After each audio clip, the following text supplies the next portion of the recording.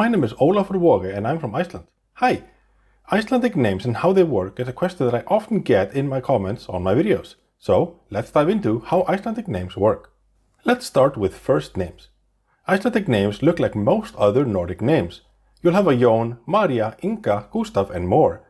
But a feature of Icelandic names is how they change based on how the speaker is referring to them. I am Ólafur, but the sentence he saw Ólafur run would be hann sá Ólaf hlaupa. I am with Ólafur would be ég hjá Ólafi, and this is Ólafur's house would be þetta húsið hans Ólafs. This is called declension, and many languages have this feature. Any name given to a child needs to be able to do this to a certain degree. Now, since Iceland is small and Icelanders try to keep the language intact, they tend to be kind of protective of their names. A common thing you might hear is something like, Icelandic hasn't changed in 1,000 years, and there is some truth to that, but languages always change, Icelandic included. But from a language point of view, yeah, Icelandic hasn't changed much. And another thing you might have heard is that Iceland has a committee that approves names, and this is true, but it's not as old as you might think. It's only from 1991. So, when a child is born in Iceland, their parents need to pick a name from a list. But if the name doesn't exist on the list, they need to submit a request to the committee. And then, every few weeks, the committee submits their decision. Here's an example of an approval. Vor sol. It means spring sun. Quite nice. And the committee says, for the name to be approved, it needs to fulfill 4 requirements. 1. The name needs to have a genitive case or become traditional in the Icelandic language. 2. The name cannot conflict with how the Icelandic language works. 3. It must be written in accordance with Icelandic writing rules, unless there are existing writing traditions for the name. And 4. The name cannot cause problems for the bearer of the name. So, the name Vorsol fulfills all of the requirements and is approved. Yay! And here's an example of a denial, Hroði. And to you it might sound very Icelandic. And the committee agrees that it fulfills most of the requirements, but Hroði can mean a rude person, mucus, or trash. So they think it will cause problems for the child to have that name, which I think is fair. And most committee decisions I've seen do seem fair. It is mostly approval since parents are just trying to find creative names, but are also trying to keep them Icelandic. There have been controversies though. The most famous ones are 1. Blær, and 2. Comedian and former mayor Jón Gnarr. Jón Gnarr's original name was Jón Gunnar, but his mom said his middle name so fast when she was calling him for dinner that Gunnar sounded like Gnarr. He then used that as a stage name for many years. Then, after many appeals and arguments with the naming committee, he was legally allowed to change his name and it was fully recognized in 2018. Blær, meaning gentle breeze, is an example of the longest appeal process. Born in 1997, but the name wasn't officially accepted until 2013 after the courts overruled the naming committee. Until then, they were only registered as stúlka or girl. And what was the argument the committee gave? Blær was only supposed to be a male name, even though a female character in a famous Icelandic novel had that name. And a question you might have is, but what if one of the parents isn't Icelandic? Then one of the names can be from whatever culture the non-Icelandic parent is from. It does not have to fulfill the Icelandic naming laws. But what about last names or family names? Since my name is Ólafur Waage, a common question I get is, why don't you have one of those son names? And that's a good question. And I kinda do.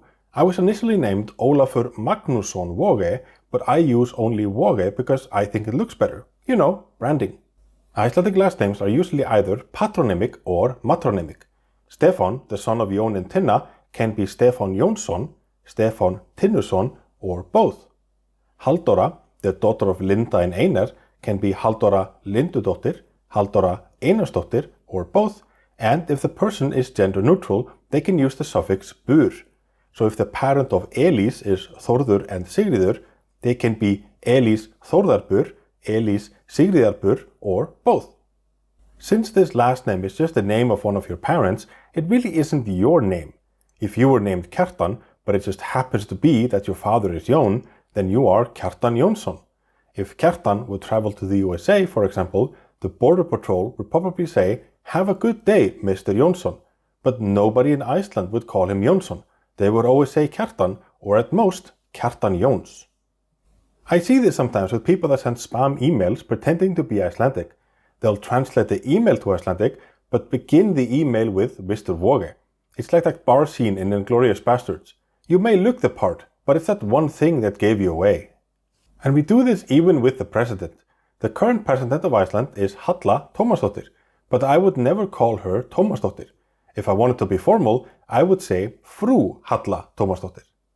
There are even urban legends of families traveling to countries that do not understand this naming system. Let's say that Jón Gunnarsson and María Halldórsdóttir are traveling with their 2 children. So you'll have Mr. Gunnarsson, Mrs. Halldórsdóttir, and the 2 children, both with their own unique names, Jónsson and Jónsdóttir. To the Border Patrol, none of these people are in the same family. Whose children are these? I'm going to alert the authorities. But in the past, a system like this was useful, especially due to Iceland's size. Stop there. Whose people are you? Atli Pétursson? Ah, the son of Pétur. I know Pétur, a great fellow, well-behaved and courteous in all interactions. Okay. And these surnames were not always a thing. People just had a name. If you were Pétur, then you were just Pétur, and probably the only Pétur around. Then, just after the year 1000, people would be sometimes given a nickname. Sæmundur Fróði, the wise, is a well-known example. Then, as the country grew, adding whose people are you to the name became more and more common. And it was only the names of the fathers back then. Women had gone through a lot in the past, and this is sadly one more drop into that ocean. Then we enter the 1800s. Iceland is now a nation full of people that have names that tell you who their father is. And some of these people travel to Europe to go to school. What is this Gunnarsson name you have? Oh, it's the name of my father. Oh, is it like a family name? No, my dad's name is Gunnar. Oh, how peasant-like of you. Ouch. That's not very cool and posh and upper class. So, I need to get me one of those cool European names. And there was no law in Iceland against doing so, so people did. They sailed to Europe as something son or something dóttir, went to school, and came back with an education and a cool new name, like Klausen, how posh. And there was no system for these kinds of things. Did you come back as Klausen? Well, I'm also going to come back as Klausen. Are we related? Well, this is Iceland, but no, we are not. So this added to the confusion of the whole situation. There was also this underbelly of independence. Iceland wanted free from Denmark, and a lot of people wanted to hold on to the things that made Iceland Icelandic, and the patronymic names were essential to that conversation. You have these sailed individuals with this uncivilized behavior on taking on foreign-sounding names, and then you have this group of unsailed individuals that then copy this behavior. This is a humiliation towards their fathers. Wow, strong words. Who wrote this? Sigurður Hansen. Wait, Hansen? That sounds like a foreign-sounding name from a sailed individual. Sigurður Hansen might have been projecting just a little bit. There was even an idea of making people pay to keep their cool new names. 10 crowns for each syllable in the name, which just further emphasizes the notion that these names are only for the people that can afford to have them. But in 1925, a law was made where you cannot create new cool posh European-style names. But to appease to the upper class that already had them, they could keep them, so existing names can stay.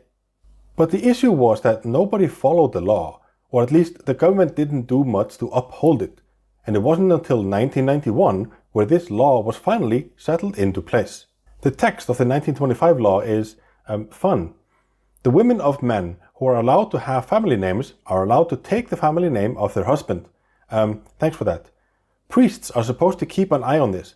If an argument breaks out, the Department of Philosophy at the university is supposed to settle the matters. What? If a person has been given an unnational, clumsy, or foreign name before this law took effect, they can change it with the permission of the king. So yeah, this is 1925. The King of Denmark is in charge here. So there we go. I hope you learned something. If you want to support stuff like this, I have a Patreon. It's in the bio. These are my lovely people that help me out. And see you next time. Okay, bye.